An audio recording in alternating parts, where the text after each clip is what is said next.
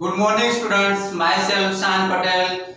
Today we are going to start part 5 of chapter 8 Cell Structure and Function. जैसे कि बच्चों हमारा chapter 8 चल रहा है किसके बारे में अबाउट सेल।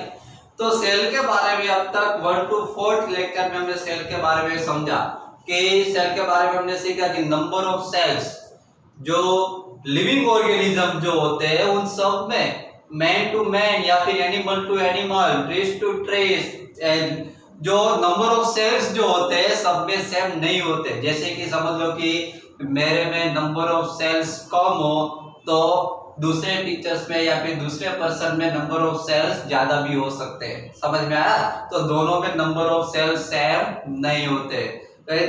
उसके बाद हमने क्या सीखा था बच्चों की size of the cell. Cell की जो साइज है, सेल का जो शेप है, पहले तो शेप समझ लेते हैं कि shape of the cell, cell का जो शेप है वो सब सेल का शेप सेम नहीं होता है। ओके, जितने भी लिविंग ऑर्गेनिज्म होते हैं सब में सेल का शेप कैसा होता है? डिफरेंट डिफरेंट होता है। और हमारी बॉडी में भी सेल का शेप जो है, सेल शेप, वो डिफरेंट डिफरेंट टाइप्स के सेल्स होते हैं। कोई स्मॉल हो सकते हैं, कोई जो सेल्स है वो उसका शेप समझ लो किसी का शार्प हो सकता है ना। हमने कुछ सेल्स देखे थे, राउंडेड सेल्स भी देखे थे, शार्प सेल्स भी देखे थे। ओके, उसके बाद देखो हमने अभी शेप के बारे में समझा, उसके बाद हमने देखा कि size of the cell. Last lecture में मैंने आपको समझा था कि size of the cell, cell की जो साइज जो होती है वो कोई भी एनिमल हो या फिर पर्सन हो उसके ऊपर डिपेंड नहीं करती। ऐसा नहीं होता कि समझ लो कि बिग पर्सन है या फिर बिग एनिमल है, बराबर उसके सामने कोई स्मॉल एनिमल है तो उसकी साइज, जो बिग एनिमल जो होते हैं उसके न जो सेल्स की साइज जो होती है वो बिग होती है, ऐसा नहीं होता। समझ में आया? नंबर ऑफ सेल्स भी उसमें ज्यादा होते हैं, ऐसा नहीं होता। जैसे कि समझ लो कि लास्ट लेक्चर में मैंने आपको समझा कि एलिफेंट जो होता है, एलिफेंट है वो बिग एनिमल है, लार्जेस्ट एनिमल है। एलिफेंट में समझ लो कि एलिफेंट की साइज तो बहुत बिग होती है। उसके सामने हमने रेट का एग्जांपल दिया था कि रेट की जो साइज है वो स्मॉल होती है। तो ऐसा नहीं होता कि रेट की साइज स्मॉल है तो एलिफेंट की साइज बिग है तो एलिफेंट में नंबर ऑफ सेल्स ज्यादा हो गए, ऐसा नहीं होता। दोनों में नंबर ऑफ सेल्स सेम भी हो सकते हैं। समझ में आया? ओके, और दोनों का वर्किंग भी कैसा होता है? सेम होता है। तो ये जो नंबर ऑफ सेल्स जो है वो बॉडी के ऊपर डिपेंड नहीं करता है। समझ में? ऐसा नहीं होता कि बिग बॉडी होते तो नंबर ऑफ सेल्स ज्यादा हो गए, स्मॉल बॉडी होते तो नंबर ऑफ सेल्स कम हो गए, उसके ऊपर डिपेंड नहीं करता। Okay, now today we are going to start parts of the cell. आज हम किसके बारे में सीखने वाले हैं बच्चों? Parts of the cell. जो सेल होता है उसके अंदर कौन कौन से पार्ट्स होते हैं सेल के अंदर, तो उसके बारे में हम समझेंगे आज। पहले तो मैं आपको बता दूं कि जो सेल जो होता है उसके अंदर मेनली 3 पार्ट्स होते हैं। First cell membrane, second cytoplasm and third nucleus. ये 3 जो है वो main parts of the cell है, मेन पार्ट्स है सेल के। समझ में आया? यहाँ पे एक सेल भी मैंने ड्रॉ किया हुआ है। ये जो सेल आपको दिख रहा है एनिमल सेल है। कौन सा सेल है? Animal cell. देखिए अभी इसके बारे में, इसमें जितने भी पार्ट्स है उन सब के बारे में मैं आपको डिटेल में समझा रहा हूं। See here, first cell membrane. What is cell membrane? Cell membrane क्या है? The basic components of a cell are cell membrane, cytoplasm and nucleus. सबसे पहले तो बच्चों यहाँ पे ये समझाया गया है कि जो सेल जो होता है उसके जो बेसिक जो 3 जो पार्ट्स है उसके नेम्स दिए गए। सब cell membrane, cytoplasm and nucleus, ये जो 3 पार्ट्स है वो उसके सेल के बेसिक पार्ट्स है। ओके, इन तीनों के बारे में आज मैं आपको समझाऊंगा। See here, the membrane separate cells from one another and also the cell from the surrounding. बच्चों यहाँ पे ये बताया गया है कि जो सेल मेम्ब्रेन जो होती है, यहाँ पे दिखाई गया, देखो ये सेल है, एनिमल सेल है। यहाँ पे बीच में ये जो राउंड आपको दिख रहा है सर्कल में, जिसको न्यूक्लियस कहते हैं। क्या कहते हैं? न्यूक्लियस। यहाँ पे जो आपको ये जो लाइंस आपको दिख रही है, ये पूरी बॉर्डर जो आपको दिख रही है उसको सेल मेम्ब्रेन कहते हैं। क्या कहते हैं? Cell membrane. तो ये जो सेल मेम्ब्रेन जो है वो इस सेल को दूसरे सेल से सेपरेट कर सकता है। सेल मेम्ब्रेन से हमको पता चलता है कि ये एक टाइप की वॉल है जिससे दूसरे सेल से ये सेल्स कैसा सेपरेट रहता है। समझ में आया? Okay. And also the cell from the surrounding, और जो सेल है वो भी अपने सराउंडिंग से कैसा रहेगा? सेपरेट रहेगा, वो पूरा दूसरे सेल से अलग हमको दिखेगा। किसकी वजह से? तो सेल मेम्ब्रेन की वजह से। Okay. Then the boundary of the onion cell is the cell membrane covered by another thick covering called the cell wall। यहाँ पे बच्चों सेल मेम्ब्रेन हमने देखा, सेल मेम्ब्रेन के अलावा एक और वॉल होती है जिसको हम ऑनियन सेल में समझते हैं। आपने ऑनियन तो देखी है ना? हाँ, आप ऑनियन खाते भी हो, बराबर। तो ऑनियन की जब हम स्लाइस करते हैं, क्या करते हैं? ऑनियन की जब हम स्लाइस करते हैं तो ऑनियन में देखना, आप ध्यान से देखोगे माइक्रोस्कोप से, तो उसको ऑनियन में जो स्लाइस होगी उसमें ऐसी डिजाइन दिखेगी आपको।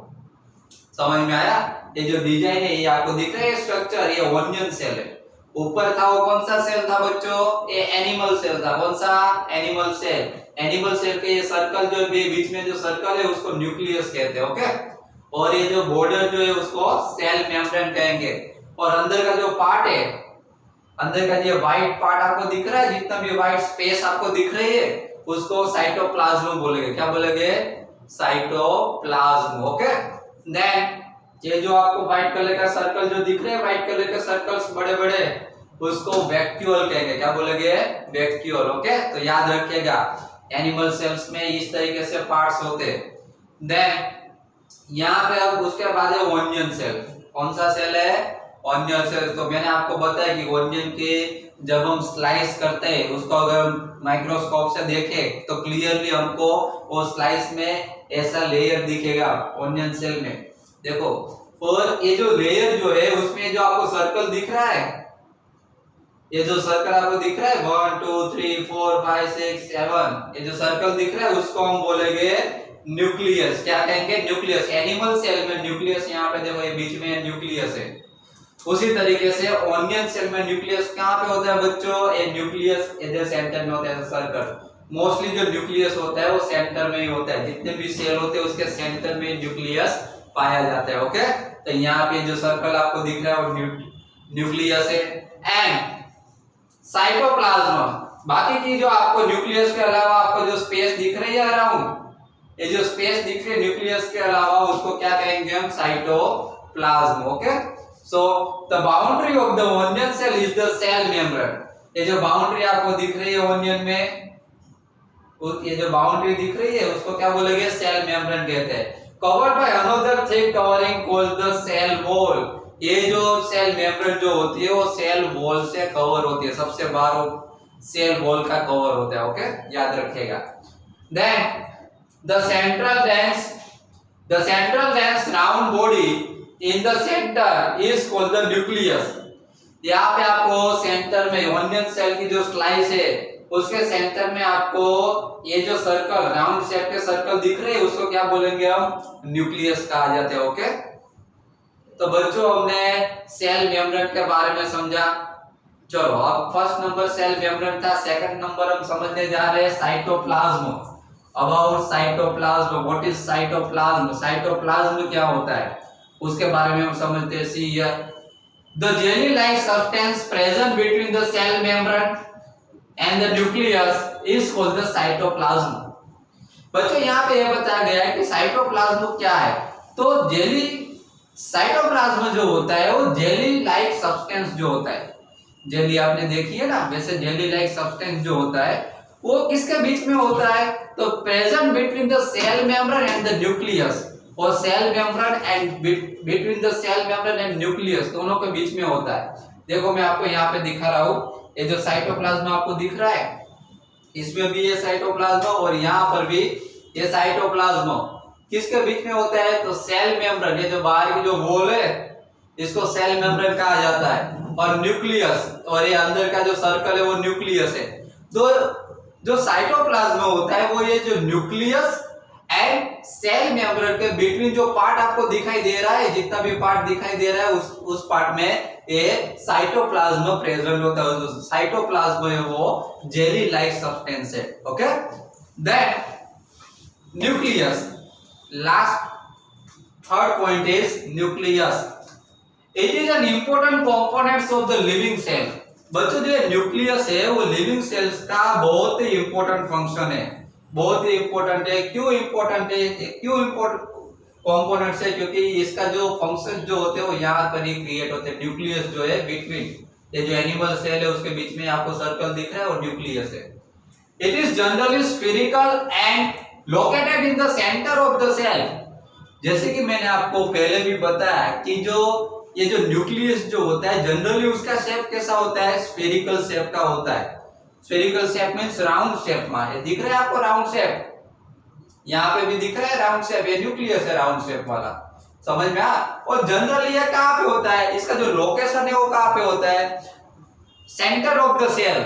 इसका लोकेशन कहाँ होता है, centre of the cell, cell के सेंटर में पाया जाता है। Okay, then see here, it can be stained and easily seen with the help of the microscope। it can be stained, ये स्टेन जैसा दिखता है, जैसे कि दाग कहा जाता है जिसको, बराबर ये, और easily seen with the microscope, उससे हम माइक्रोस्कोप से इजीली हम उसको देख सकते। हमारी नेक आई से नहीं, विदाउट माइक्रोस्कोप उसको हम नहीं देख सकते, याद रखिएगा, माइक्रोस्कोप की हेल्प से उसको हम देख पाएंगे। Nucleus is separated from the cytoplasm by a membrane called the nuclear membrane.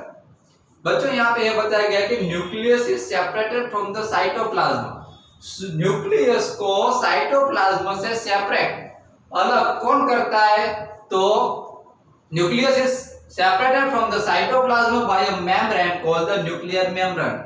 तो न्यूक्लियस को साइटोप्लाज्म से अलग मेम्ब्रेन करती है, कौन करती है, मेम्ब्रेन, और उस मेम्ब्रेन को हम कहेंगे न्यूक्लियर मेम्ब्रेन, याद रखिएगा। Okay, then with a microscope of higher magnification we can see a smaller spherical body in the nucleus, it is called the nucleolus.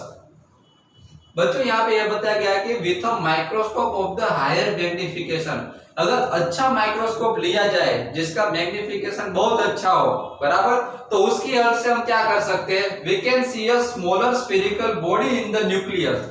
Nucleus के अंदर भी हम स्मॉल एक बॉडी देख सकते हैं, न्यूक्लियस के भी अंदर। न्यूक्लियस बहुत स्मॉल होता है जिसको माइक्रोस्कोप से ही देखा जा सकता है, और अच्छा माइक्रोस्कोप हो तो न्यूक्लियस के अंदर का भी हम देख सकते हैं, अंदर का पार्ट, जिसको हम न्यूक्लियोलस कहेंगे। क्या कहेंगे, न्यूक्लियोलस। ओके, तो बच्चों आज के लेक्चर में पार्ट 5 में हमने क्या सीखा, parts of the cell.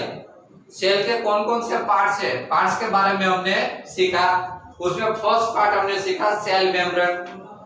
Okay, cell membrane में उसके कुछ पार्ट्स देखे। उसमें ये जो सेल जो आपको दिख रहा है वो एनिमल सेल है। एनिमल सेल में हमने पार्ट्स देखे, सेल मेम्ब्रेन है, बॉर्डर जो है उसको सेल मेम्ब्रेन कहेंगे। उसके बाद में सेंटर में जो आपको सर्कल दिख रहा है राउंड शेप, वो न्यूक्लियस है।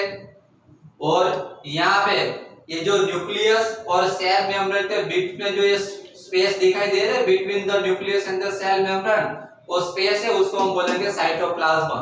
तो तीनों के बारे में हमने आज के लेक्चर में समझ लिया। ओके, उसके बाद हमने किसके बारे में समझा, ये जो आपको फिगर दिख रही है स्ट्रक्चर, ये सेल है, किसका सेल है, तो ये ऑनियन सेल है, बराबर। ऑनियन की जब स्लाइस कट करते हैं ऑनियन की, जब उसको माइक्रोस्कोप से अगर देखेंगे तो वो इस तरीके की दिखेगी। ओके, देन ऑनियन में भी ये सर्कल राउंडेड शेप आपको दिख रहे हैं, वो भी क्या है, न्यूक्लियस है। ओके, और लास्ट में हमने साइटोप्लाज्म एंड न्यूक्लियस के बारे में समझा। ओके, तो आज के लेक्चर में बच्चों हमने जो भी समझा है, ये वीडियो आप 3-4 टाइम्स फिर से इसको देख लीजिए, इसको समझ लीजिए। ओके, बाकी का नेक्स्ट लेक्चर में पार्ट 6 में समझेंगे। Okay, thank you very much.